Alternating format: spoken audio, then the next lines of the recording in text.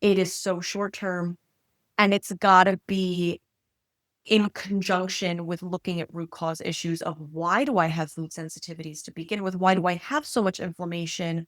Why do I have quote unquote leaky gut? I gotta get myself a little more faith, a little more love. I'm your host, Christa Bigler, and I'm going to guess we have at least one thing in common, that we're both in pursuit of a less stressed life. On this show, I'll be interviewing experts and sharing clinical pearls from my years of practice to support high-performing, health-savvy women in pursuit of abundance and a less stressed life. One of my beliefs is that we always have options for getting the results we want, so let's see what's out there together. Just keep breaking. I gotta get myself a little more faith, a little more love.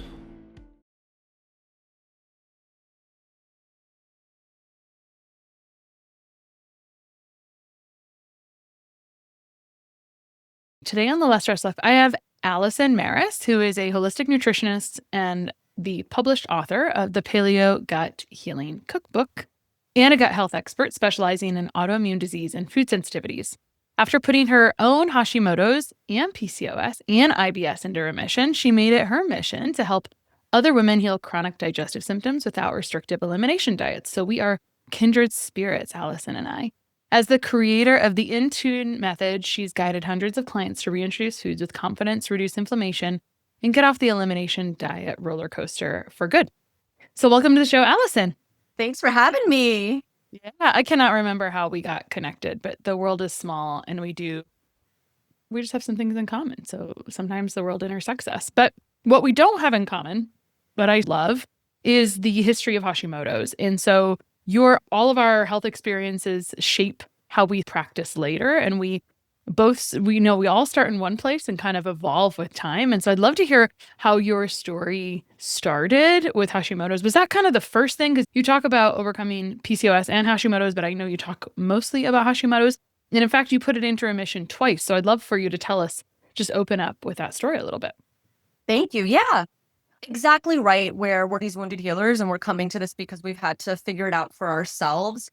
I would say the PCOS and IBS was this lifelong thing, but I just thought, oh, it's my genes. There's nothing I can do about it. My mom and all the women in my family would have very painful periods. And I feel like indoctrinated into the idea, this is the way it is for us. Yeah. Oh, and then the real kind of catalyst, I went on the birth control pill when I was 18 because that was all they could tell me to do because the pain was so horrific and I couldn't miss days every month of college. So I remember just like thinking to myself, if I'm going to go to college and I'm not going to flunk, I'm going to need to be there. They put me on the pill and I was on it for 10 years, which was great. I felt like I was on a vacation, but it was really just a Band-Aid for what was really going on. And so once I'd gotten married in like 2012, came off the pill about a year later, because we're like, all right, like maybe we'll have kids one day. Let's just get off this.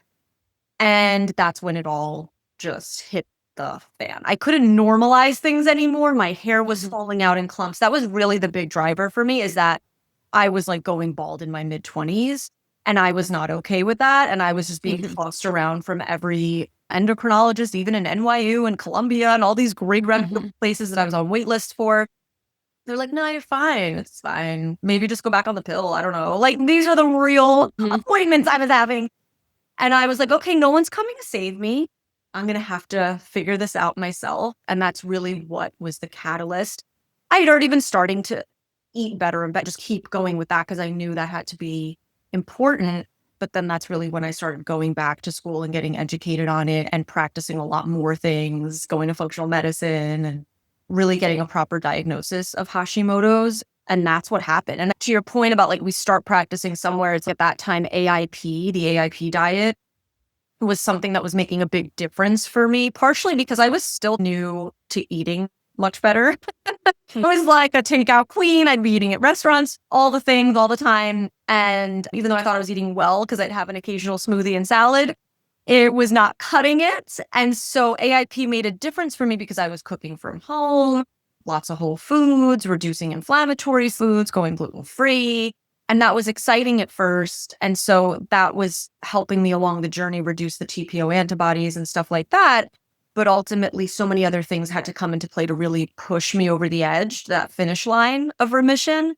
And that's what I've seen in terms of practicing for so many years on myself and on my clients, that we don't necessarily need AIP to get into remission. We don't need to go this restrictive. Mhm. And what's really important are some other key fundamental things. Yeah, we have really quite similar stories, but they came from different places. So I want to zoom in. There was many sub-stories in your initial story. In fact, what year would you say you started? I'm going to ask you this one first, and then we go back a little bit more. What year do you think you started adjusting your diet in general? I'm just wondering, because there was almost like a decade or two or whatever where it was more popular. Yes, I would say 2018 was the big AIP year, probably, Cool. because I can remember going to like my school conference and being AIP, like the school travel Right. moments I can remember being like, oh God, what can I eat? Mhm. Yeah. The other pillars, there are so many good, relatable stories in here. The other one that I think is interesting is you were going to these really big, renowned institutions, and they were like, you're going to be fine. It is what it is. And I have seen that there is a time and place for that. And then there's also really a time and place for someone. I've just seen this in different disciplines, physical therapy and other things. Even my husband needed a second opinion on kind of this hand surgery that was recommended to him. And we ended up going to like a larger private practice, more so than the standard hospital, just because you get lost a little bit as a number sometimes, unfortunately. And so there can be that. So my real question here is, who actually checked the other pieces? Hashimoto's is a little different than having just straight up slow thyroid or hypothyroid. And so someone may test your thyroid and test your TSH, which is not even a thyroid hormone, and they may test a T4. But how many doctors did it take to even get thyroid testing and then to test your antibodies, which would have triggered a Hashimoto's diagnosis? Okay, good question. I don't know how many doctors, but it took 3 years of Okay. searching. Yeah, So that's it tough. Yeah, it was gynecologist after gynecologist. Like I would go in and those were the ones especially like, just go on the pill. I don't know if that's caused the loss. And I'm like, but I got off so that I could eventually get pregnant. Why would I go back on? Mhm. Problem? Yeah. Like, why are we looking at the problem? And then I remember even my mom was like, this sounds like the thyroid. Like you got to go to an endocrinologist. Not even a physician told me to do that. Not Mhm. even a primary care. So I wasn't really referred. I was just like, okay, I need to seek this out. And I went to 2 different ones. And I remember being on a waiting list. And I remember one just looking at me up and down and being like, you don't have a thyroid problem. You're not fat. That's what you do. And I was like, you don't know my body. You don't know me from a hole in the wall. Like, how dare you? You don't know. I was 10 pounds heavier than I normally was. And I was losing all my hair. And I was 26. And I remember one doctor telling me, oh, you're probably stressed. I'm like, yeah, I'm stressed. I'm losing all my hair and no one can tell me, hey, you're telling You me. were talking to a bald doctor. No, I legit Probably. think he was. He's like, that's so bad over here. So I'm just like, what is going on, right? So yes. And then what it finally took was going to a naturopath. And then I also went to a functional doctor after that. And so the naturopath, to your point, tested firstly a full thyroid panel, because like you said, the endocrinologist will just test TSH and T4 maybe. Didn't even test T3 back then. And the other key thing with Western medicine labs versus functional medicine labs is that the reference range is different. Functional medicine, we're looking for optimal markers. For me to be losing all my hair, I obviously was not in an optimal range, but I was in this like subclinical hypothyroidism state. And I remember him telling me, come back in 6 months. Maybe then I can give you Synthroid. I'm like, Woof. it was wild. I'm so sorry that it took that long. It must have been really challenging and really hard. And I think there's a lot to say here. And so maybe we'll back up and set the stage that there is getting blood work done and being diagnosed as hypothyroid. And this is where I feel like whenever I bring up the word thyroid, I always have to give a lot of context, because I feel that what I personally see more in practice is people before they are maybe diagnosed. Hopefully, it's almost easier that way before blood labs shift. Or in general, I need to provide context because people may say, oh, I've had my thyroid tested. I'm like, oh, that's a whole half-hour conversation. You're like, let me see it. Yeah, let me see it. But there is probably kind of levels. There's having thyroid symptoms, which are broad. And so some of them might be hair loss. The big ones might be like hair loss and feeling cold and maybe tired, but they might be other things as well. Did you have those others? Were you feeling tired? Did you feel cold or not so much? I could fall asleep at 9 p.m. and no one could. I remember falling asleep at a concert and no one could keep me awake. Like, Yeah. I just, again, it's like you don't know any other way. So I'm like, that's Right. Normal. Yeah, exactly. tired all the I'm a time. fun time. I'm a fun time. For me, and as long as I'm home by 8:30 p.m. Yeah. Yeah. You know, the first thing is what I would want. So you've got the before it even shows up on labs. Sometimes you have these symptoms. There's others, slow motility, dry hair, dry skin, etc. So many of those. So I think that anytime you're seeing those symptoms, you can start to support with nutrients, different things. And then there is whether the blood labs are off, whether you have slow thyroid, which I think is, I don't know the stats, but more common than hyperthyroid. And then we have what you had, which was autoimmune thyroid. And that is one of my favorites because now the gut gets involved in general. But back in 2018, I don't know what you were doing, but you're getting educated on some things. And there's a lot of information on the internet. And I'm not saying it's bad. It doesn't hurt. It's not a bad thing to change your diet and see what happens. And you thrived on that kind of initially and like to the point where you had a food blog, you had a cookbook about this. And so you're pretty married to it. And similarly, I'm a dietitian, so I'm coming from a food background. And so I started people with food sensitivity stuff because I felt like it felt natural to change your diet. Get that Right. relief, immediate relief. And you have to eat 3 times a day. And it's like when you have no idea what to eat and you're reacting from everything, it is obviously an immediate issue to solve. But I'm sure because I've listened to so much of your stuff too, I think we both came to a similar line in the sand where it's not without the root cause work. It's just another Band-Aid. Yeah. And I want to understand because the reason I asked about the context of the timeline was it wasn't that long ago, but it was a long time ago. And so people may not even know what AIP is or was. And I'd love to hear a little bit about how that went for you when you went on AIP and what were the results. I think there's lots of reasons people have great success with AIP. So if you don't mind, tell us a little bit about AIP and your personal experience, because here's where we are with your timeline. First, go off pill after 10 years, hair is falling out. Your mom recommends seeing an endocrinologist. You finally get some thyroid testing, which I don't know.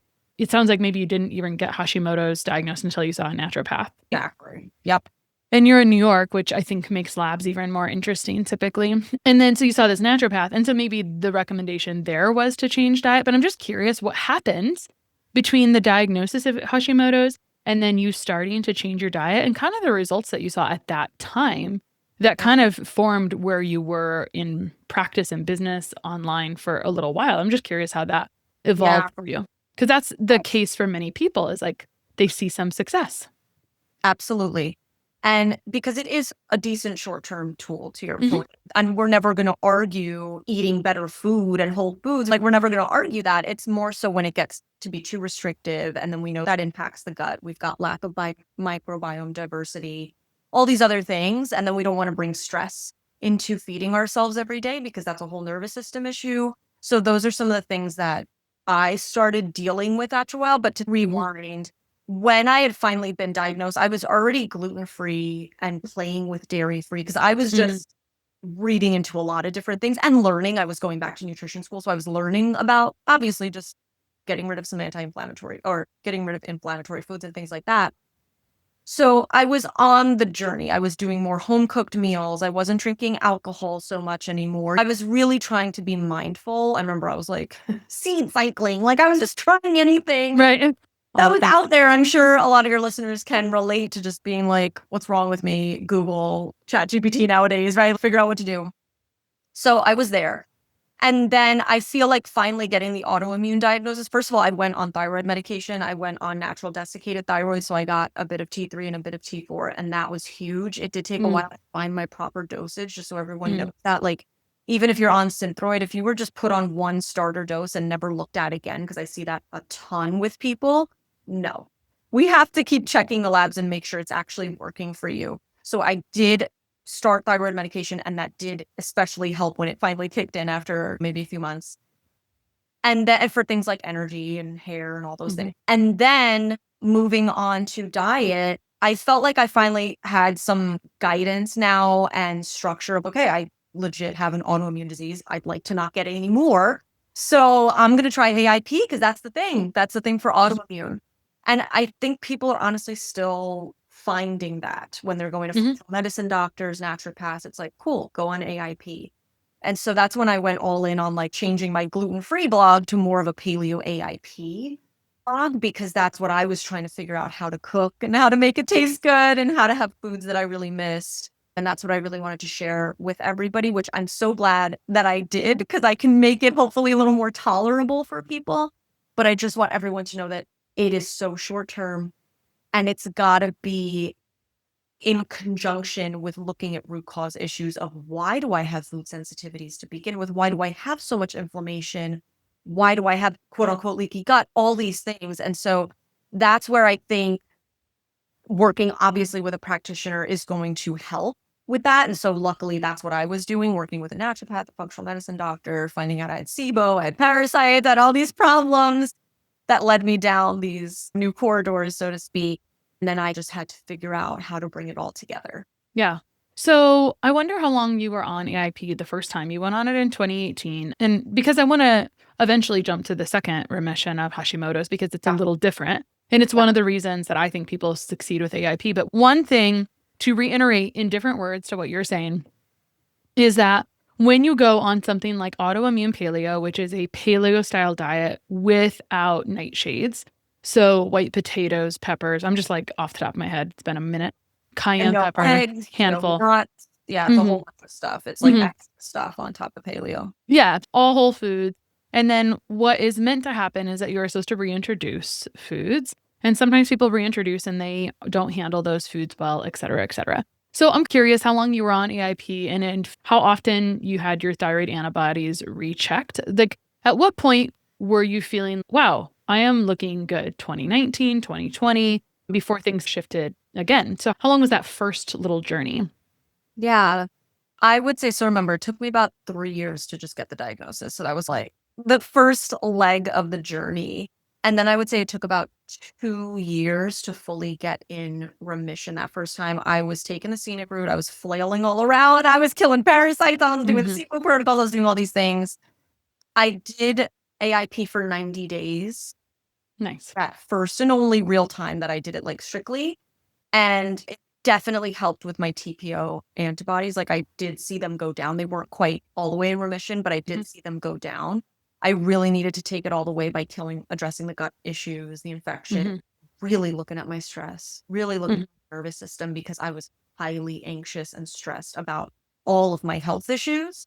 And then just living in New York City, I was in a different at that time. Stress and anxiety is the love language here. So I really had to realize that healing in the environment that made me sick was not going to do it. That's such a good point, right? Yeah. It's like, this is the environment that created this. I need to shift in some way. And I want to talk, certainly I will transition into talking more about some of those issues and nervous system issues that come from long-term food restriction. But I want to hear about the second time that Hashimoto's flared for you. Was that after you had a baby? Did you move to a different house? You tell us about, I know you had mentioned in your info that you sent me that you had a mold exposure, which is just, I see a lot of, I tend not to say this. I think it's we can have this safe conversation around mold here. I think it's really common. It doesn't mean you have to go on a really terrible Google rabbit hole, but I think that Autoimmune Paleo removes a lot of moldy foods from the diet. And so people feel really good on Autoimmune Paleo when they're dealing with mold stuff. And so I'm just curious where that sort of came in and showed up for you when you had this second flare. What did this, I think, second flare of Hashimoto's look like for you? It was. So basically, after I got into remission the first time, a couple months later, I got pregnant with my first daughter. And that was, if you remember my story, Was your goal. The goal. Like, the kind of started it. So it was nice. I quit my former job and got pregnant. How many stories did we hear like that? I just finally got out of that stress and anxiety, and I felt finally good with the body. So that was my firstborn, my daughter, who's just turned 6. And more recently, so I guess it would be about 3.5 years ago, is probably when I had the second flare. And I knew it. I knew it had to be, the house had changed. We moved into a new house after having my daughter. We were in the house a lot because of 2020. And I remember my doctor even saying, are you going on vacation anytime soon? Like, why don't we test it? Just see if you feel any better, like away from the house. Cause I was like, I'm still eating really well. Like paleo, like I was still nightshade free. Even though I was off AIP, I was still a little sensitive to certain things. That didn't like quite make its way back. And I'm like, I'm still eating really well. Like, I don't feel like that's what it is. And so I went away for a week, I remember, and I felt a lot better. It was it was hives. I started noticing hair loss. Like, it was like these little things. And of course, my antibodies were shooting up very quickly, even higher than the first time that they were. So I was like, oh no, like this is not cute. So at least I knew who to reach out to this time. I didn't lose so much time and energy scrambling. And so we did a urine analysis and it came back with ochratoxin A, which is real common. We see this a lot for sure. Now, my house is fairly new, 22 years old. It's nothing like insane. I don't think I have any ghosts in here or anything like that. It's nothing crazy. But to your point, it is extremely common. Could be humid. Yeah, I'm in a humid East Coast state. We've lived with mold forever but we are much more inside than ever.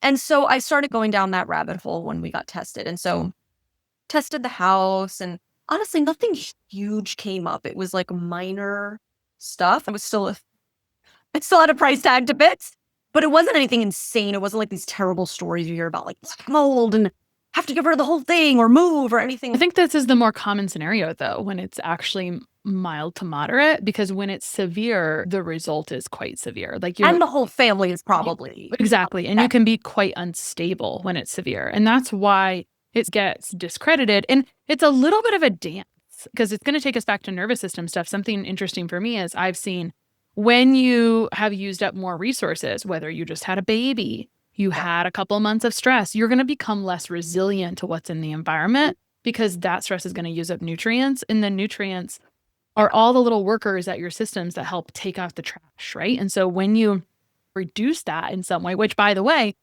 over restriction or not digesting your food or all of those things could contribute to it. So it's just like this beautiful, perfect storm. It can allow that to become a bigger issue. And then of course, some of us may not process that out as well. And so you'll see very commonly that you might have a spouse or someone that you live with, and they may not have problems like you do. So all of that creates just some challenges. So I just want to share those. These are so common challenges. And then what I think the biggest enemy is like our response to it, right? Our nervous system response, of course, because that makes everything worse. Anytime like stress goes up the roof, it's hard not to. But I always say, can we try to take the most chill approach to this? And for me, it's just understanding these pieces. And so for you, like our entire stories are the first time you're doing anything, it's harder, but it was probably a little bit easier. It was easier for you to get help or get the right help or right resources because you'd already been in that realm for a little bit. But like you said, so to your point, it wasn't horrific, but it came with this price tag. So then what happened? Yeah. And I remember talking to my friend that I was telling you about, Emily Fiber, who's like a mold expert, and it was freaking me out a lot. It was like, you hear a lot of things, you go down these rabbit holes of relocate and what if your kids get it? And just so many things. And I remember just coming to a point where I'm like, oh, there it is again. I'm not feeling safe in my body and now in my home. I was to the point that I'd be working in my office and I felt freaked out. Like I just didn't know what was going on. And I remember just being on a walk and I'm like, this is a crock of SHIT. I'm not going to go down this thing anymore. Yeah. I'm going to approach this as level-headed as possible, which you cannot do if you are stuck in fight or flight. You're just in reactive. It blocks logic completely.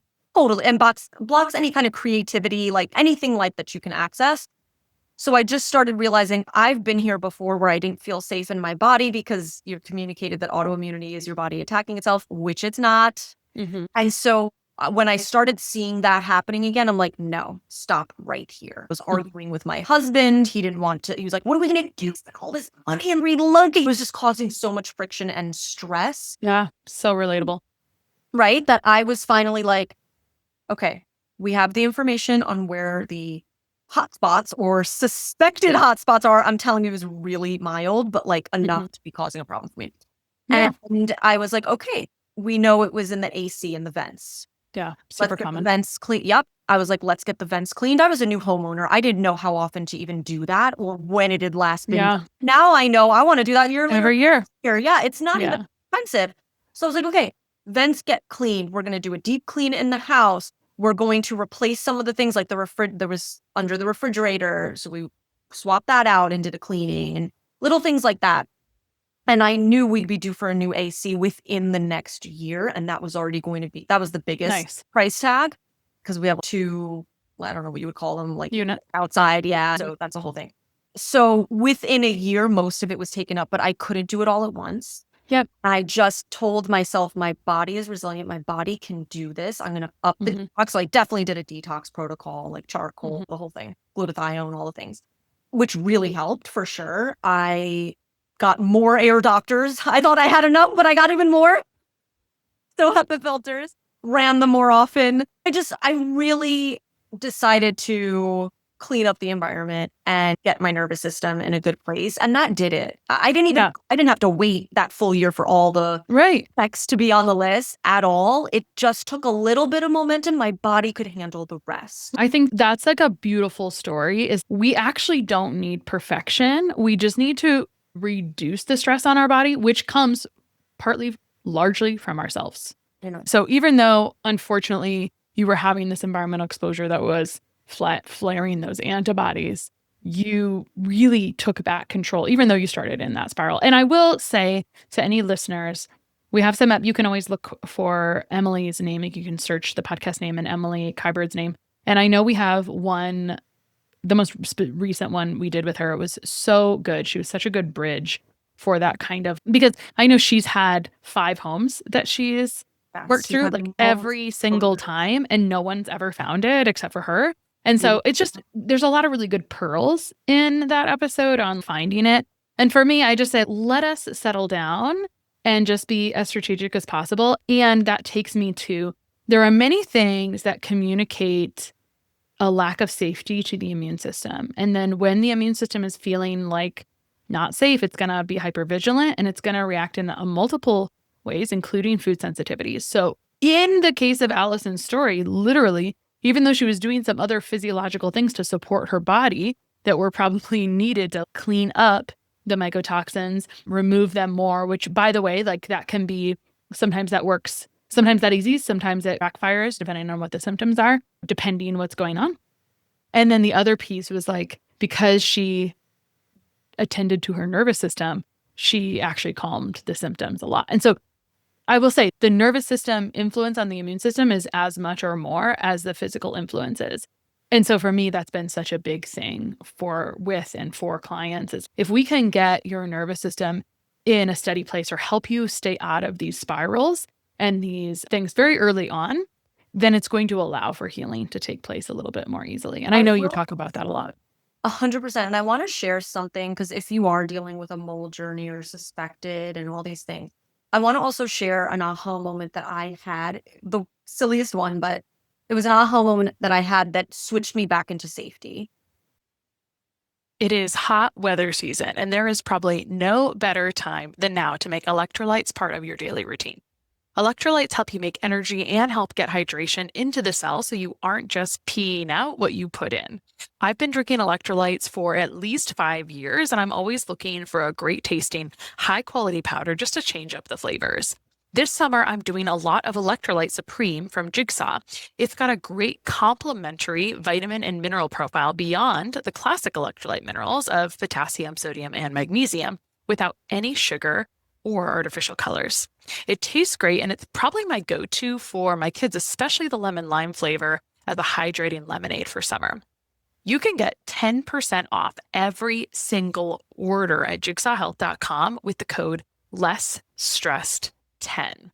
That's LESSSTRESSED10 to take 10% off of all of Jigsaw's incredible products, from Electrolyte Supreme to potassium and adrenal cocktails to cod liver oil and beyond. So go get yourself now and start hydrating. I was reading this Dr. Seuss book to my daughter. Okay. They have this whole library and it's all about these different topics, like Dr. Seuss based.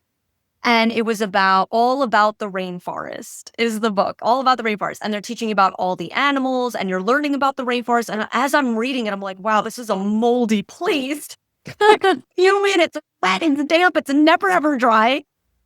And on one of the last pages, and humans live here.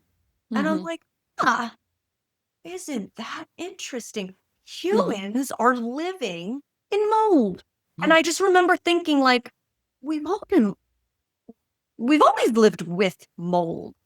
What is and it brought it back to me for the idea of the bucket theory, like how full is my bucket? And so is this the thing that's setting it off? To your point, I was in postpartum, 2020 had just happened, like locked up. It wasn't the only thing. It was the only thing, right? It was very much a build up to that. And then on top of it, yes, we were in the house too much. Aren't we all inside too much as people? Like we don't just like fresh air enough. And so all little things are hitting me as I'm just like on a walk in the morning. That's when I had my moment of screw this. What am I freaking out over? So that's really what hit. And then I remember a colleague of mine was like, why don't you reach out to this doctor? He's homeopathic, I think a DO in New York City. And I'd heard his name several times, Christa. So it was like synchronicity that I'm like, it's time I do talk to this man. And I'll get it to you after the show. I'll double check because I want to make sure I like quote him or whatever.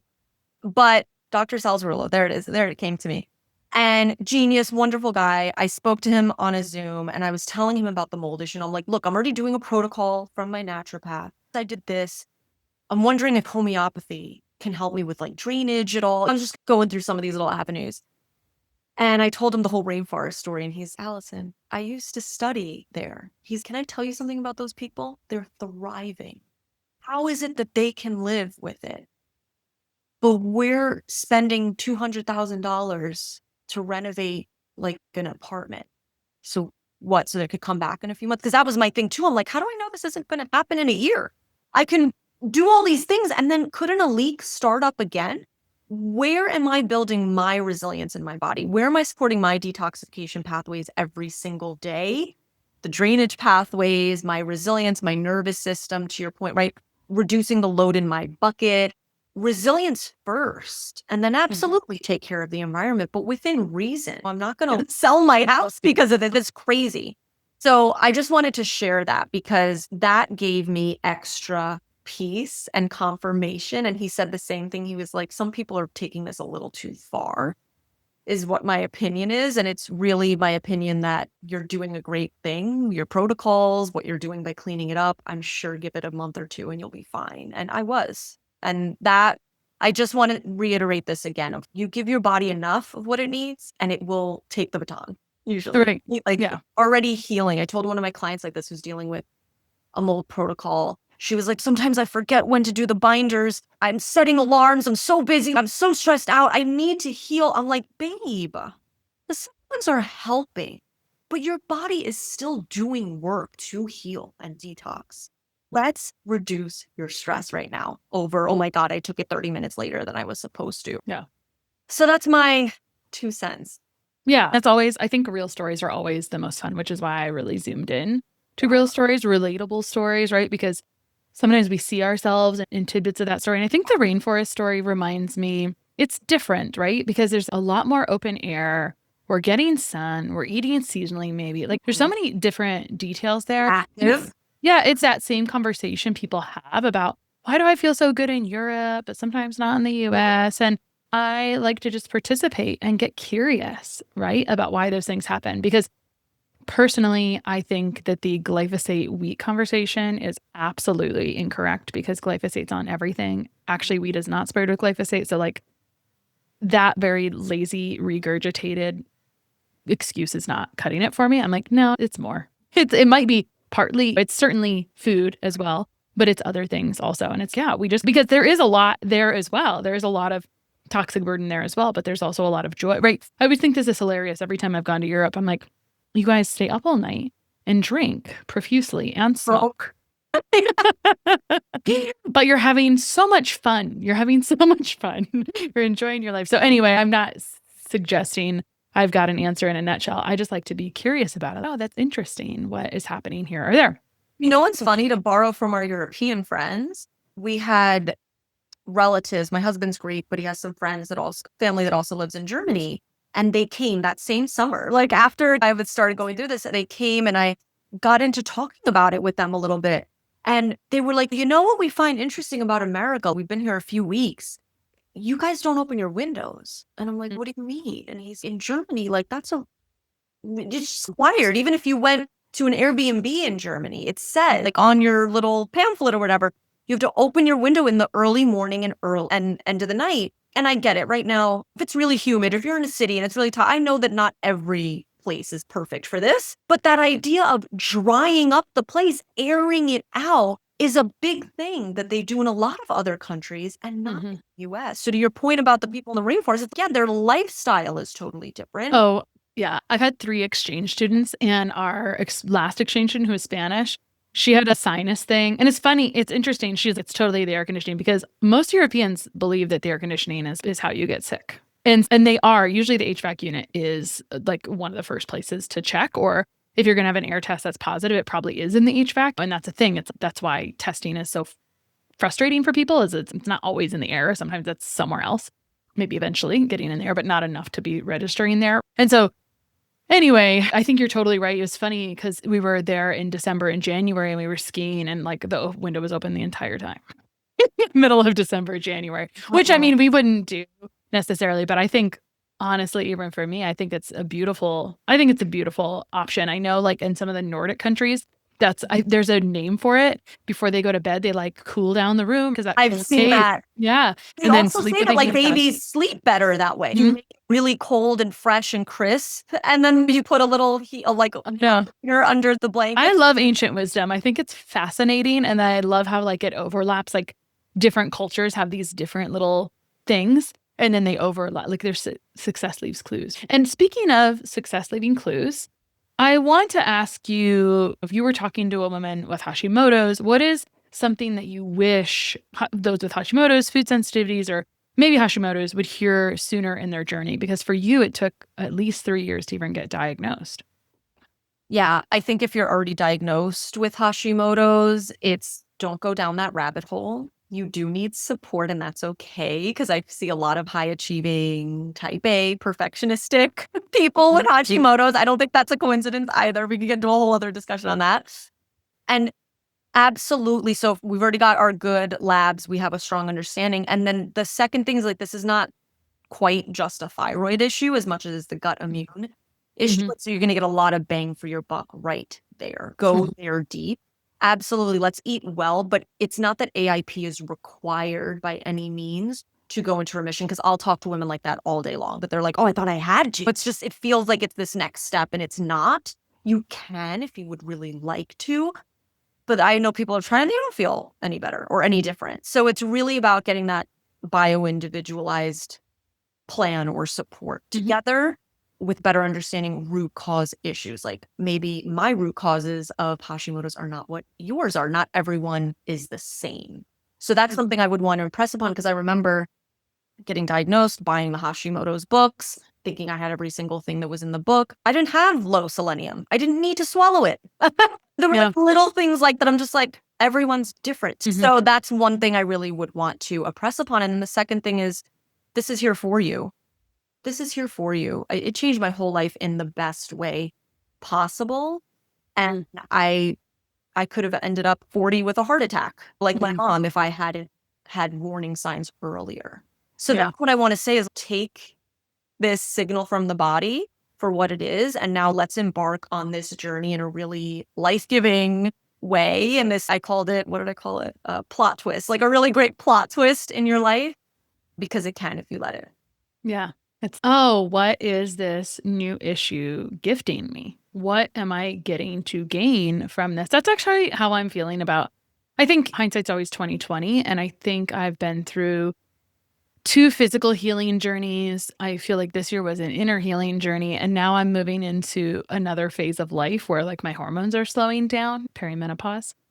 Not yet. I'm just like bumping 40 in the butt, but I see it in the future. I'm with you, girl. Yeah, I see it in the future, and I'm like, oh, cool, something new to learn. I get to learn a whole new set of things about what my body's doing. The old me, who was a little more, my nervous system was not in as good of shape, right? Would have not looked at it that way. But that's kind of the beauty of working with humans, is as you care for yourself and as you start to reflect back a more positive. I would say like one of the most transformative things for me in practice has been integrating more nervous system modalities, just because I get to see healing happen. I get to see everything calming down faster. And I am eternally grateful for that work. It's been hard to add that because it's not natural for us, right? Like I didn't come from that background. Yeah. And so I had to arrive at it later. And so what's been just so beautiful is, wow, as humans, we actually have a ton of similarities and we all need this nervous system work and support. So anyway, off on tangents, but just embracing gratitude around it, which sounds really cheeky sometimes when you're past it, but it's like the whole point of the podcast is really empowerment, right? To help people resonate with stories and to help them see themselves in your story and realize, oh, there's options and there's all of these things and these tools and opportunities to correct this, right? But we're not necessarily trying to fit a circular peg into a square hole. We're not trying to force it to happen as fast as possible. But that doesn't mean you should be on AIP for 3 years without reintroducing foods, right? And reducing and challenging, creating a new set of issues where we've lost trust with our body and reduced nutrients even more, et cetera, et cetera. So much there yet we could cover. Alison, where can people find you online? Yes, Food by Mars is my handle on Instagram. Come chat with me there. And I also have my website with lots of recipes, foodbymars.com. And those are the places I mainly hang out. Yeah, awesome. Thank you so much for coming on today and sharing your remission stories of Hashimoto's. I hope it is very helpful to our listeners. Thanks for having me. Bones, but they just keep breaking.